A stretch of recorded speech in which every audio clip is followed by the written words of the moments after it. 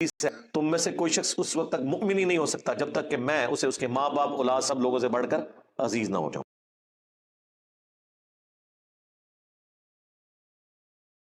لیلۃ القدر، the night of destiny, تقدیر کی رات جس میں تقدیر لکھی جاتی ہو، ایک معنی یہ بھی بنتا ہے. دوسرا معنی عزت اور تکریم والی رات. صحیح بخاری اور مسلم کی متفقون علیہ حدیث ہے کہ اللہ کے محبوب صلی اللہ علیہ وآلہ وسلم نے فرمایا، جس شخص نے ایمان اور احتساب کے ساتھ یعنی ثواب کی نیت کے ساتھ اصلاح نفس کے لیے لیلۃ القدر کا قیام کیا تو اللہ تعالیٰ اس کے پچھلے سارے گناہوں کو معاف فرما دے گا. اور صحیح بخاری اور مسلم میں دونوں میں یہ حدیث موجود ہے کہ اللہ کے محبوب صلی اللہ علیہ وآلہ وسلم نے فرمایا کہ لیلۃ القدر کو رمضان مبارک کے مہینے کی آخری عشرے کی طاق راتوں میں یعنی 21ویں 23ویں 25ویں 27ویں اور 29ویں راتوں میں تلاش کرو، جس کا ذکر سورہ الدخان کے اندر موجود ہے. حامیم والکتاب المبین انا انزلناہ فی لیلۃ مبارکہ، بے شک ہم نے اس قرآن کو ایک بابرکت رات میں نازل کیا. انا کننا منذرین، بے شک ہم ڈر سنانے والے ہیں. فیہا یفرق کل امر حکیم، یہ وہ رات ہے جس میں اللہ تعالیٰ کی طرف سے ہر اہم کام فرشتوں کے سپرد کیا جاتا ہے. امرا من عندنا انا کننا مرسلین، یہ سارے کام ہماری طرف سے فرشتوں کے سپرد کیے جاتے ہیں اور ہم ہی ان فرشتوں کو بھیجنے والے ہوتے ہیں. اس کے علاوہ بھی جتنی احادیث ہیں قرآن حکیم میں آیات آئی ہیں لیلۃ القدر کے حوالے سے، جیسے شہر رمضان الذی انزل فیہ القرآن، وہاں پہ بھی ذکر ہے کہ رمضان کے مہینے میں قرآن نازل ہوا ہے، تو یہ یعنی قرآن کے نزول کی رات شب قدر. پھر صحیح مسلم میں حدیث ہے کہ نبی صلی اللہ علیہ وآلہ وسلم ہر پیر کا روزہ رکھا کرتے تھے. پوچھا گیا کیوں رکھتے ہیں؟ فرمایا اس دن میں پیدا ہوا اور اسی دن مجھ پہ پہلی دفعہ وحی نازل ہوئی. یعنی قرآن حکیم پیر کے دن نازل ہوا، رمضان کے مہینے میں نازل ہوا، جس رات میں نازل ہوا وہ لیلۃ القدر کی رات ہے. تو لیلۃ القدر اللہ تعالیٰ کی طرف سے ایک ایسی رات ہے جس میں اللہ تعالیٰ اہم کام جو ہے وہ پورے سال کے کام فرشتوں کے سپرد کرتا ہے. کس کے لیے کتنا رزق لکھا جانا ہے، کس کی موت اس دفعہ ہونی ہے، کون سی نئی روحیں جو ہیں وہ جسموں کے ساتھ اس دنیا میں آنے والی ہیں، یہ ساری ڈیٹیلز جو ہیں وہ فرشتوں کے حوالے کی جاتی ہیں اس ایک رات میں. یہ پورے سال کا ایک پلان ہے اللہ تعالیٰ کی طرف سے. 1000 سال کا پلان بھی ہے جو سورہ السجدہ میں آتا ہے، وہ 1000 سال کا پلان بھی ہوتا ہے اللہ تعالیٰ کا. پھر اللہ تعالیٰ کی طرف سے ویکلی پلان بھی ایک ہوتا ہے جو بخاری مسلم میں حدیث ہے، صحیح مسلم کے اندر حدیث ہے کہ نبی صلی اللہ علیہ وآلہ وسلم نے فرمایا کہ ہر پیر اور جمعرات کو اللہ کے حضور نامہ اعمال پیش ہوتے ہیں. یہ ویکلی پلان ہے. پھر روزانہ کا بھی ہے، اور وہ حدیث بخاری اور مسلم دونوں میں ہے کہ نبی صلی اللہ علیہ وآلہ وسلم نے ارشاد فرمایا کہ انسان کے ساتھ جو فرشتے اٹیچ ہیں نا، ان کی تبدیلی کا وقت فجر اور عصر ہوتا ہے. جو فرشتے فجر کے وقت آتے ہیں وہ عصر کے وقت واپس چلے جاتے ہیں، اور جو عصر کے وقت آتے ہیں وہ فجر کے وقت واپس چلے جاتے ہیں. اور جب واپس جاتے ہیں تو اللہ تعالیٰ ان سے پوچھتے ہیں، حالانکہ اللہ جانتا ہوتا ہے کہ میرے بندوں کو کس حال میں پایا. تو فرشتے کہتے ہیں جب گئے تھے تو فجر کی نماز پڑھ رہے تھے، جب واپس آئے تو وہ عصر کی نماز پڑھ رہے تھے. اور جب دوسری پارٹی حاضر ہوتی ہے تو وہ کہتی ہے کہ جب ہم گئے تھے عصر کی نماز پڑھ رہے تھے اور واپس آئے تو فجر کی نماز پڑھ رہے تھے. تو یہ روزانہ کا بھی ایک پلان ہے. آپ اس سے اندازہ لگائیں کہ انسان نے اللہ کو سیریس نہیں لیا ہوا، لیکن اللہ نے انسان کو کتنا سیریس لیا ہوا ہے. پورے کے پوری پلاننگ شیڈیول وہ انسانوں کے گرد گھومتا ہے. وما خلقت الجن والانس الا لیعبدون، ہم نے جنوں اور انسانوں کو نہیں پیدا کیا مگر صرف اس لیے کہ وہ ہماری عبادت کریں. ہمیں ماننا کافی نہیں ہے، ہماری عبادت بھی کریں. اور عبادت کہتے ہیں ٹوٹل اوبیڈینس کو. اللہ کو سارے مان رہے ہیں، اللہ کی ماننا بھی ضروری ہے، پھر عبادت ہوگی. اور یہ تمام نبیوں کی بنیادی دعوت ہے. وَلَقَدْ بَعَثْنَا فِي كُلِّ أُمَّةٍ رَسُولًا أَنِ اعْبُدُوا اللَّهَ وَاجْتَنِبُوا الطَّاغُوتَ، بے شک ہم نے ہر قوم میں کوئی نہ کوئی پیغمبر بھیجا اسی ایک بنیادی دعوت کے ساتھ کہ عبادت اللہ کی کرنی ہے اور طاغوت سے اجتناب کرنا ہے. اللہ کی مخالفت پہ جو لوگ کھڑے ہیں، چاہے وہ شیطان ہو چاہے انسان ہو، ان کی مخالفت کرنی ہے، عبادت کرنی ہے اللہ کی. ہمیں جو گھٹی میں چیز دی گئی ہے کہ اللہ کو ماننا کافی ہے، اللہ کی ماننا ضروری ہے، اللہ کو ماننا کافی نہیں ہے. بسم اللہ الرحمن الرحیم. انا انزلناہ فی لیلۃ القدر، بے شک ہم ہی نے نازل کیا ہے اس قرآن کو ایک قدر والی رات میں جس میں تقدیر کے فیصلے لکھے جاتے ہیں، ایک عزت والی رات ہے۔ وما ادراک ما لیلۃ القدر، اور تم کیا جانو کہ لیلۃ القدر کیا ہے؟ لیلۃ القدر خیر من الف شہر، لیلۃ القدر جو ہے وہ تو 1000 مہینوں سے بڑھ کر ہے۔ یعنی اگر کوئی شخص 1000 مہینے تک عبادت کرے اور اس ایک رات میں نفلی عبادت کر دے تو اس کے ایکویلنٹ ہے۔ یہ نہیں ہے کہ کوئی بندہ ہے اس رات میں نماز پڑھ لے اس کے بعد اس کو جو ہے وہ 81-82 سال تک نماز پڑھنے کی ضرورت ہی کوئی نہیں ہے۔ یہ نفلی نماز کی، نفلی عبادت کی بات ہو رہی ہے۔ فرض تو میرے بھائی اللہ بڑا ڈاڈا ہے، وہ تو روزانہ آپ کو مرنا پڑے گا اللہ کے لیے، ایک دن مرنے پہ تو اس نے جنت دینی نہیں ہے، روزانہ ہی ہر لمحے میں اللہ کے لیے مرنا پڑے گا۔ آپ کو یہ ڈیسیژن کرنا ہوگا کہ اس معاملے میں میرے رب کی کیا مرضی ہے، میں نے اس کے پیچھے چلنا ہے، اور جس چیز سے اللہ ناراض ہوتا ہے اس سے کنارہ کشی اختیار کرنی ہے۔ تو 1000 مہینوں سے بہتر ہے۔ تنزل الملائکۃ والروح فیہا باذن ربہم، اس رات میں فرشتے نازل ہوتے ہیں روح قدس کے ساتھ، یعنی فرشتوں کے سردار جبرائیل علیہ السلام اور ان کے ساتھ باقی فرشتے اللہ کے اذن سے نازل ہوتے ہیں، من کل امر، ہر کام اللہ کی طرف سے لے کر۔ یعنی اللہ تعالیٰ جو فرشتوں کے ذمہ کام کرتا ہے وہ اس رات کے اندر ان کا نزول ہوتا ہے۔ اور یہ باقی جو عوام الناس میں کہانیاں مشہور کی ہوئی ہیں نا جی، وہ اس رات سمندر کا پانی میٹھا ہو جاتا ہے، درخت سجدے میں گر جاتے ہیں، یہ ساری کہانیاں میرے بھائی، اب تو سی سی ٹی وی کیمرے ہیں، جہاں گرتے ہیں وہاں لگا لیں کیمرہ، آپ کے بزرگ کہانیاں کراتے رہے ساری کہانیاں پکڑے گی۔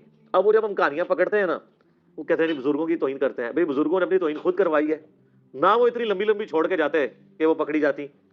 اب فرشتوں ان کا درختوں کا سجدے میں گرنا تو ایک فزیکل فینومینا ہے نا، چلیں فرشتوں کا آنا ایک روحانی فینومینا ہے، وہ تو آپ کیمرے میں کیچ نہیں کر سکتے، لیکن یہ کہنا کہ جی وہ اس رات سجدے میں درخت گر جاتے ہیں تو یہ فزیکل فینومینا ہے نا۔ تو سی سی ٹی وی کیمرے پوری دنیا میں لگے ہوئے ہیں، کہاں درخت سجدے میں گرتے ہیں؟ ایسا نہیں ہوتا۔ وہ جس سمندر کا پانی میٹھا ہو جاتا ہے، اس سے سمندر کا پانی کوئی میٹھا نہیں ہوتا، کراچی والوں سے پوچھ لیں۔ اور اگر آپ کو یقین نہیں آتا تو لیلۃ القدر اگر اتنی آسان ہے تلاش کرنی ہے آپ کے لیے، تو آپ جا کے 10 دن کے لیے وہاں پہ اعتکاف کر لیں۔ سمندر کے کنارے مسلمانوں کو اعتکاف کرنا چاہیے، تو روزانہ چیک ہو جائے، مغرب کے وقت ہی جب سمندر کا پانی میٹھا ہو تو وہ پورے ملک میں اناؤنسمنٹ ہو جائے، اور ہماری روت لال کمیٹی کے چیئرمین ٹی وی پہ آ کے کہہ دیں کہ ہاں جی کراچی کا پانی میٹھا ہو چکا ہے، تمام اہل وطن سے گزارش ہے کہ آج لیلۃ القدر ہے، اس کو فالو کریں۔ تو یہ ان لوگوں نے کہانیاں لکھی اور دین کا بہت زیادہ نقصان کیا۔ اللہ کا شکر ہے کہ یہ سچائی کی آواز اس پلیٹ فارم سے بلند ہوئی ہے کہ لوگ بے دین ہونے سے بچ گئے ہیں۔ ادروائز یہ جو دین ان لوگوں نے پیش کیا تھا، ان درمیانے بزرگوں نے، پرانے بزرگوں نے نہیں نا، پرانے بزرگ وہ ہیں جن کی یہ کتابیں ہیں، درمیانے بزرگ وہ ہیں جو آج سے 500 سال پہلے، 800 سال پہلے، 1000 سال پہلے گزرے۔ اسلام کو تو نبی علیہ السلام کے ذریعے طاقت ملے ہوئے 1400 سال ہو چکے ہیں، ویسے تو اسلام حضرت آدم کے زمانے سے۔ یہ سارے درمیانے بزرگ ہیں۔ میرا یوٹیوب پہ کلپ بھی ہے، درمیانے بزرگوں اور پرانے بزرگوں میں فرق۔ یہ جتنے بزرگوں کو کوٹ کرتے ہیں ان میں سے ایک بھی پرانا نہیں ہے۔ ہاں ہمارے اعتبار سے پرانا ہے، وہ تو 8 سے 500 سال پہلے بعد جو ہے وہ غلام احمد قادیانی بھی پرانا ہو جائے گا، لیکن ہم نے جو لوگوں کو بتایا اس کے حساب سے وہ درمیانہ ہی رہے گا۔ پرانے بزرگ پہلے 300 سال کے ہیں، صحابہ تابعین تبع تابعین، بعد میں تو کہانی باز ہیں، ان کی کہانیاں جو ہے وہ پرانے بزرگوں سے ملتی نہیں ہیں، تو ان کو آپ پرانے بزرگ کہنا چھوڑ دیں، درمیانے بزرگ وشکار لیں۔ تو ان کی کہانیاں پکڑی گئی اور پتہ نہیں کیا کچھ مشہور کیا ہوا ان لوگوں نے، اور اس کی وجہ سے پھر مصیبت۔ اچھا پھر لوگ تلاش، وہ کہتے ہیں شب قدر تلاش کرنی ہے، تلاش کر کے کیا نکالنا ہے اس میں سے؟ آپ نے تلاش کرنے سے مراد جو احادیث میں ہے وہ یہ ہے کہ آپ نے اس رات میں عبادت کرنی ہے۔ وہ تو نبی صلی اللہ علیہ وآلہ وسلم ان کے صحابہ نے بھی رات کو عبادت کی ہے، اور وہ آپ نے 5 کی 5 تک راتیں زندہ رکھنی ہے عبادت کے ذریعے۔ یہ نہیں ہونا کہ آپ کو کوئی اشارہ آ جانا ہے کہ کوئی چیز نظر آ جانی۔ صحابہ کو تو کوئی نظر نہیں آئی ہے، بتائیں کس حدیث میں لکھا ہوا ہے کہ کوئی صحابی کہ جی مجھے یہ بڑا ایکسپیرینس ہوا ہے، مجھے پتہ چل گیا کہ یہ رات ہے؟ وہ سارے بیچارے تلاش ہی کرتے تھے۔ بیسیکلی اللہ تعالیٰ نے یہ ایک مسلمانوں کے لیے اس کے اندر ایک اپرچونٹی رکھی ہے کہ چلیں جو پوری رمضان میں باقی راتوں میں قیام اللیل نہیں کر سکا، کم از کم آخری راتوں میں کر لے، اور اسی کے لیے اعتکاف بھی کیا جاتا ہے کہ اللہ تعالیٰ اس کی برکت سے اس کے لیے آسانیوں والا معاملہ کر دے گا۔ بس اس سے زیادہ کچھ بھی نہیں ہے۔ اور سر روزانہ شب قدر ہے آپ کے لیے، تو یہ جو شب قدر کے بارے میں آتا ہے نا کہ فرشتے نازل ہوتے ہیں، آپ نے پڑھا بخاری مسلم میں حدیث ہے کہ روزانہ اللہ تعالیٰ آسمان دنیا پہ نزول فرماتا ہے رات کے تہائی پیر جب رہ جاتا ہے آخر، اور کہتا ہے کوئی مجھ سے مانگنے والا کہ میں اسے عطا کروں، ہے کوئی بخشش مانگنے والا کہ میں اسے بخش دوں، حتیٰ کہ فجر کا وقت داخل ہو جاتا ہے۔ یہ روزانہ ہر رات کو ہوتا ہے۔ صحیح مسلم کے اندر حدیث ہے، سیدنا عثمان ابن عفان رضی اللہ تعالیٰ عنہ علیہ السلام کہتے ہیں کہ نبی علیہ السلام نے فرمایا کہ جو شخص عشاء کی نماز جماعت سے پڑھ لے گویا اس نے آدھی رات کا قیام کیا، اور جس نے پھر فجر کی نماز بھی جماعت سے پڑھ لی تو گویا اس نے پوری رات کا قیام کیا۔ شب قدر کے لیے پوری رات جاگنا بھی کوئی شرط نہیں ہے۔ اگر آپ رمضان کی تاک راتوں میں یا آخری ساری راتوں میں 10 کی 10 راتوں میں عشاء اور فجر کی نماز اس طرح پڑھ لیں کہ آپ کی کوئی رکعت فوت نہ ہو تو آپ نے ليلۃ القدر پا لی۔ اشارے اشورے کوئی نہیں ہونے، نظر کچھ نہیں آنا، ٹھیک ہے؟ یہ نظر آنا، یہ اشارے ہونا بند ہو چکے ہیں ہماری ویڈیوز کی وجہ سے۔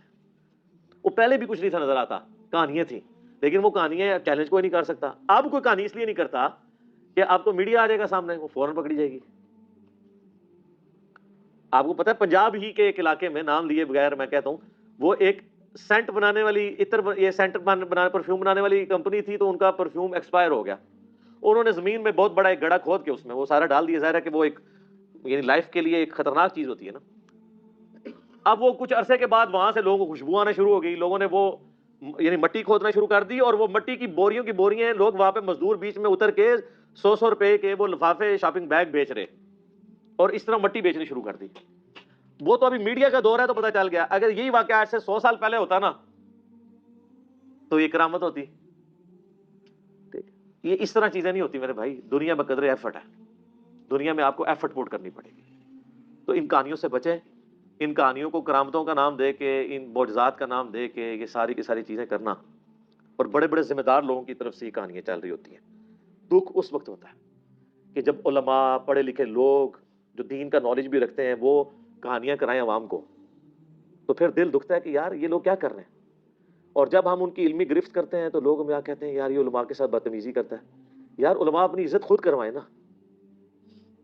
اگر ایک عالم دین کے ساتھ کھلواڑ کر رہا ہے اور دوسرا شخص اس کو ہائی لائٹ کرتا ہے، تو جو ہائی لائٹ کرنے والا بندہ ہے اس کے اوپر ناراض نہیں ہونا چاہیے۔ مثلا کوئی شخص جس کا باپ گالیاں دیتا ہو اور کوئی شخص دوسرا اس کو آ کے بتائے کہ سر آپ کے جو والد محترم ہیں نا یہ گالیاں دیتے ہیں، ان کو ذرا سمجھائیں۔ بعض اوقات محلے کی عورتیں بھی گزر رہی ہوتی ہیں، اگرچہ وہ آپ کو ہی گالیاں نکال رہے ہوتے ہیں لیکن باقیوں کا بھی ذرا خیال رکھ لیں، اور وہ آگے سے کہہ دی تم میرے ابا جی کی توہین کر رہے ہو۔ ابا جی نے توہین خود کروائی ہے، کیوں گالیاں نکالتے ہیں؟ اب پاکستان میں ایک بہت بڑی شخصیت ہے، یعنی میں دلی طور پہ ان کی بڑی قدر کرتا ہوں، اور جب ان پہ قاتلانہ حملہ ہوا تھا تو سب سے پہلے میری ویڈیو سامنے آئی تھی۔ اپنے ان کے فرقے کے لوگوں کی تو آنی تھی نا، دوسروں نے تو توفیق نہیں ہونی تھی۔ مفتی تقی عثمانی صاحب اسلامی بینکنگ کے حوالے سے جو ان کی ایفرٹس ہیں وہ ایکسٹراڈنری ہیں، لیکن وہ اگلے دن ایک جگہ بیٹھ کے وہ حدیث شریف کا درس دے رہے ہیں۔ اب درس دیتے دیتے یعنی حدیث شریف کے درس میں کہانی تو نہیں آنی چاہیے۔ جیسے ہی وہ ہم جب چھوٹے چھوٹے تھے نا تو وہ ہم سلیبس کی کتابوں میں کہانیاں رکھ کے پڑھا کرتے تھے، اس وقت موبائل تو نہیں ہوتے تھے نا، تو ماں باپ کہانیاں پڑھنے سے روکتے تھے، تو وہ پھر سائنس کی کتاب میں یا فزکس کی کتاب کے اندر کہانی رکھ کے لوگ پڑھا کرتے تھے۔ اسکول میں ٹیچر بھی پکڑ لیتے ہوتے تھے۔ یہی کام ہمارے علماء کر رہے ہیں، سامنے رکھی تو بخاری شریف ہوتی ہے، بیچ میں اپنی کہانی رکھی ہوتی ہے، لوگ یہی سمجھ رہے ہوتے ہیں بخاری شریف میں لکھا ہوا ہے۔ تو ہم کہتے ہیں کہ مولانا شریف کو بخاری شریف سے باہر نکالو پھر بخاری شریف پڑھو، مولانا شریف کو مسلم شریف سے باہر نکالو پھر مسلم شریف پڑھو۔ وہ آدھی تو مسلم شریف ہوتی ہے، آدھی مولانا شریف ہوتی ہے۔ تو وہ مفتی صاحب جو ہیں وہ درس حدیث دیتے ہوئے فرماتے ہیں کہ امام حنیفہ رحمہ اللہ تعالی وضو کے جو گرتا ہوا پانی ہے نا وضو کے دوران جو جسم سے لگ کے گرتا ہے، اس کو کہتے ہیں مائع مستعمل، استعمال شدہ پانی۔ اچھا یہ لفظ بھی اتنے موٹے موٹے بولتے ہیں تاکہ لوگوں پہ روب پڑ جائے۔ ماں کہتے ہیں پانی کو، مستعمل استعمال شدہ، تو مائع مستعمل کو وہ ناپاک خیال کرتے تھے امام حنیفہ، اور وہ اس کی دلیل وہ دیتے ہیں پھر، حالانکہ مائع مستعمل سے بچنا ہی امپاسبل ہے۔ میرے بھائی جب آپ وضو کریں گے اس کے بعد جو تری آپ کے ساتھ لگی رہتی ہے وہ تو کپڑوں پہ ہی لگنی ہے۔ کوئی دنیا کا بندہ، کوئی صحابی، کوئی بزرگ انکلوڈنگ نبی صلی اللہ علیہ وآلہ وسلم بھی وضو کرنے کے بعد وہ وضو کے پانی سے بچ سکتے ہیں؟ وہ کپڑوں پہ ہی لگے گا۔ یہ تو یہ ہے کہ بندہ ننگا ہو کے وضو کرے اور جب تک پورا جسم خشک نہ ہو جائے کپڑے نہ پہنے، یہ تو کوئی نہیں کرتا۔ تو پہلی چیز تو یہ کہانی سٹارٹ ہی غلط ہوتی ہے۔